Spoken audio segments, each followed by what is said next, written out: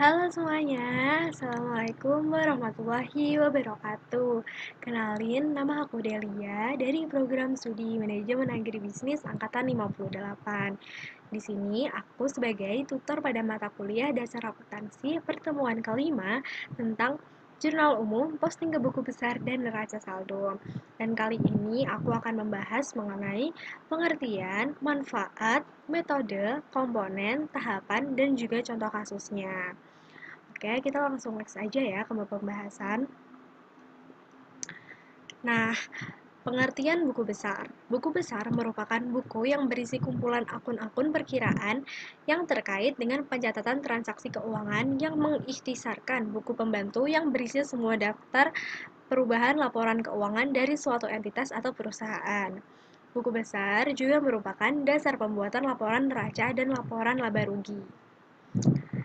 Oke, selanjutnya pengertian neraca saldo.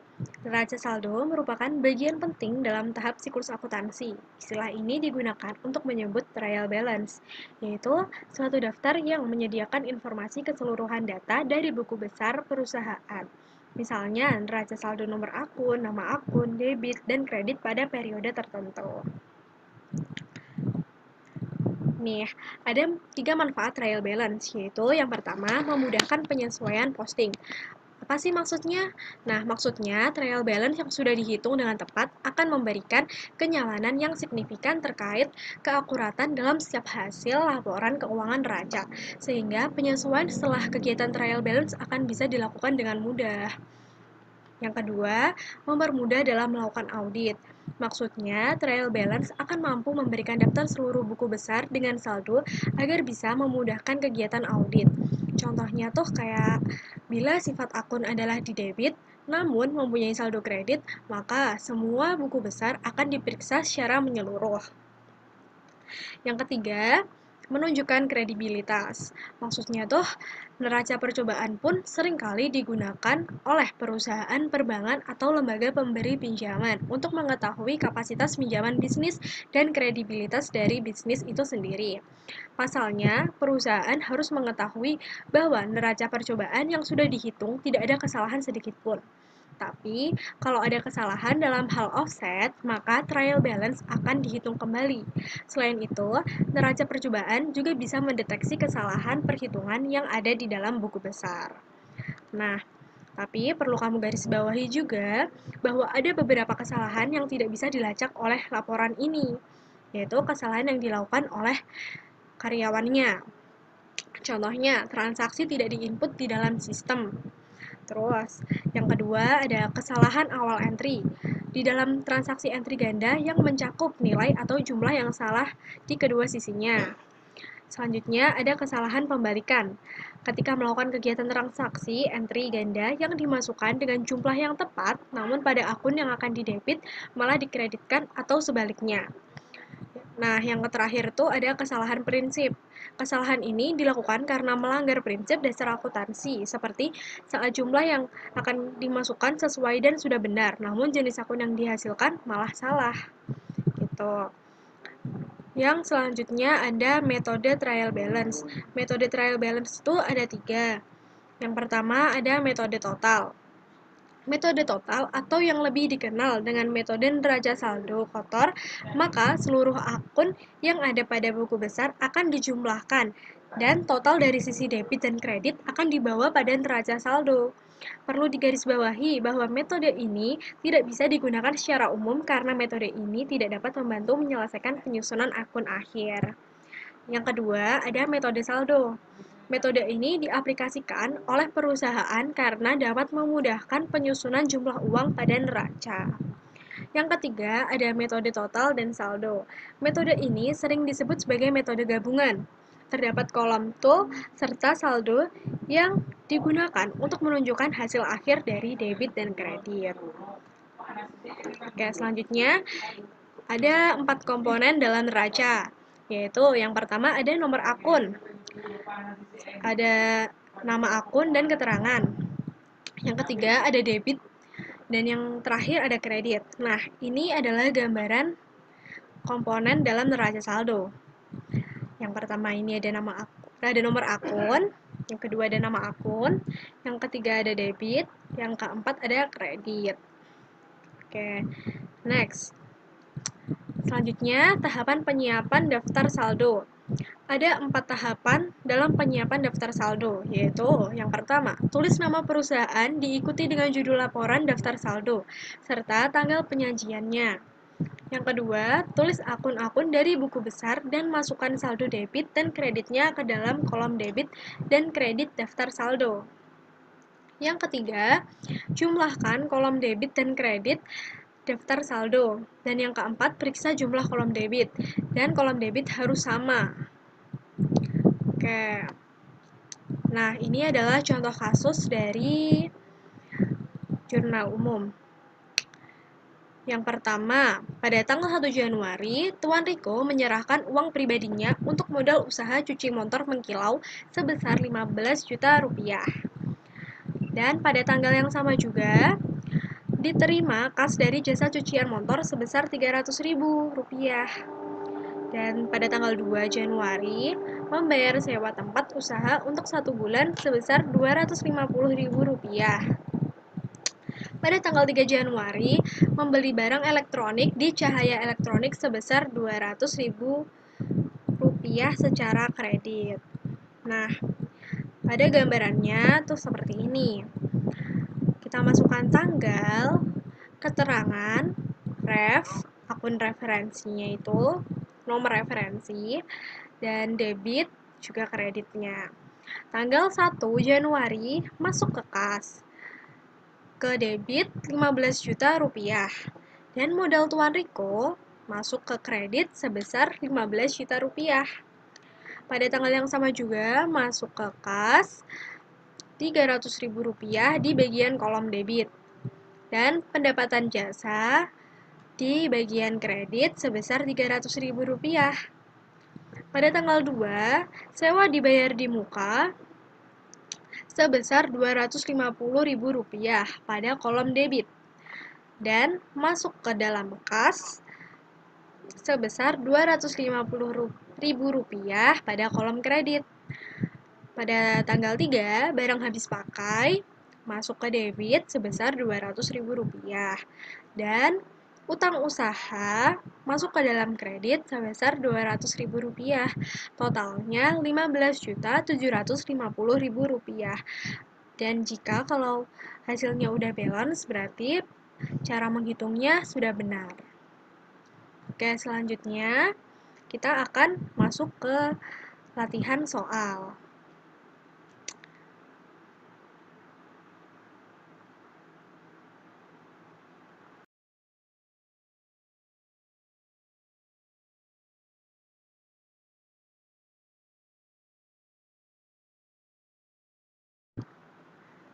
Next, kita lanjut ke latihan soalnya.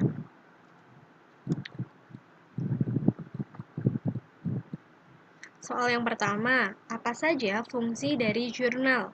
Ada 3 fungsi dari jurnal, yaitu yang pertama fungsi analis, yang menentukan perkiraan yang ada di debit dan perkiraan yang ada di kredit serta jumlahnya. Yang kedua, ada fungsi pencatatan, yang mencatat transaksi keuangan dalam kolom debit dan kredit serta keterangan yang perlu. Yang ketiga, ada fungsi historis, yaitu mencatat aktivitas perusahaan secara kronologis. Oke, next ke soal nomor 2. Buatlah jurnal umum sesuai dengan transaksi yang terjadi. Di sini sudah tersedia contoh kasusnya ya. Pada tanggal 2, Tika menyetorkan 50 juta rupiah sebagai modal awal ke rekening bank atas nama Tika Salon. Di ruko 2 sewa seharga 12 juta rupiah per tahun dibayar di muka. Pada tanggal 4, membeli peralatan salon secara kredit sebesar 6.500.000 rupiah. Pada tanggal 9, menerima uang sejumlah 2 juta rupiah dari pelanggan. Pada tanggal 15, Tika Salon mengeluarkan sejumlah biaya sebagai berikut. Gaji Rp2.500.000, biaya utilitas, yaitu biaya telepon, air, dan listrik, sebesar Rp500.000. dan biaya lain-lainnya sebesar Rp300.000. Pada tanggal 16, membayar kreditur sebesar Rp1.250.000 untuk transaksi keempat. Dan pada tanggal 18, Tika menerima uang sebesar Rp2.500.000 untuk kebutuhan pribadi. Pada tanggal 20, membeli peralatan seharga Rp4.000.000 secara tunai. Pada tanggal 22, membayar asuransi untuk jangka panjang waktu 1 tahun sebesar Rp6.000.000. Tanggal 23, memberikan layanan kepada pelanggan seharga Rp250.000, tetapi belum dibayar. Pada tanggal 25, lunasi hutang pada transaksi keempat. Pada tanggal 27, dibeli peralatan seharga Rp2.000.000 secara kredit. Pada tanggal 28, menerima pembayaran untuk transaksi tanggal 23 sejumlah Rp250.000. Pada tanggal 30, menerima Rp3.000.000 dari pelanggan untuk layanan tata rias yang akan dilakukan bulan depan. Nah, ini jawabannya. Pada tanggal 2 Desember, masuk ke kas, bagian debit sebesar Rp50.000.000 dan juga masuk ke dalam modal, bagian kredit sebesar Rp50.000.000. Selanjutnya, pada tanggal yang sama, sewa dibayar di muka, masuk ke dalam bagian debit sebesar Rp12.000.000 dan masuk ke dalam kas bagian kredit sebesar Rp12.000.000. Pada tanggal 4 Desember, perlengkapan masuk ke dalam debit Rp6.500.000 dan hutang masuk ke kredit sebesar Rp6.500.000. Pada tanggal 9 Desember, masuk ke dalam kas sebesar Rp20.000.000 di bagian debit dan pendapatan masuk ke bagian kredit sebesar Rp2.000.000. 15 Desember, beban gaji utilitas lain-lain masuk ke dalam debit Rp3.350.000 dan bagian kredit yaitu masuk ke kas Rp3.350.000. Pada tanggal 16 Desember, masuk ke hutang bagian debit sebesar Rp1.250.000 dan masuk ke dalam kas bagian kredit sebesar Rp1.250.000. Selanjutnya, 18 Desember masuk ke prive yaitu untuk pribadi sebesar Rp2.500.000 dan masuk ke dalam kas Rp2.500.000 di bagian kredit. Pada tanggal 20 Desember, peralatan sebesar Rp4.000.000 di bagian debit dan kas di bagian kredit Rp4.000.000. Pada tanggal 22 Desember, asuransi bayar di muka masuk ke dalam debit Rp6.000.000 dan masuk ke kas bagian kredit yaitu Rp6.000.000. Pada tanggal 23 Desember, piutang masuk ke dalam debit sebesar Rp250.000 dan masuk pendapatan juga di dalam kredit Rp250.000.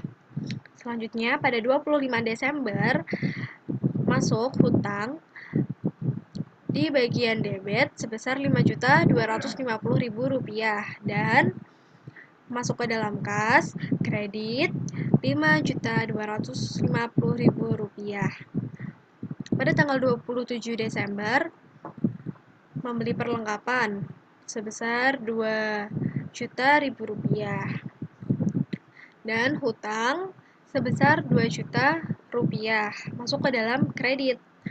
Selanjutnya, pada tanggal 28 Desember, kas masuk ke dalam debit sebesar Rp250.000 dan piutang masuk ke dalam kredit sebesar Rp250.000. Pada tanggal 30 Desember, masuk ke dalam kas sebesar 30 juta rupiah di bagian debit.